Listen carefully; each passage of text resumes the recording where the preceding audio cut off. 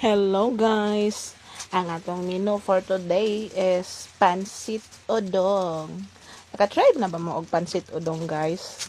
Nang pansit siya nga pagkaluto pero udong ang gamiton. Sos kalami kaayo guys. So ang akong subak ani is pork meat.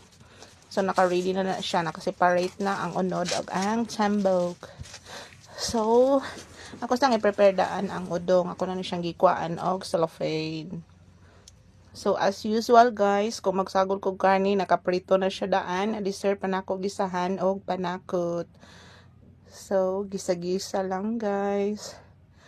So mahurot jud ni nako og upload ang mga menu diri sa reels. Butangan og water kay mas lami gyud siya kung naisabaw. Hilig gyud mig sabaw guys sa kabantay mo. Nabisag unsa na lang po tayo.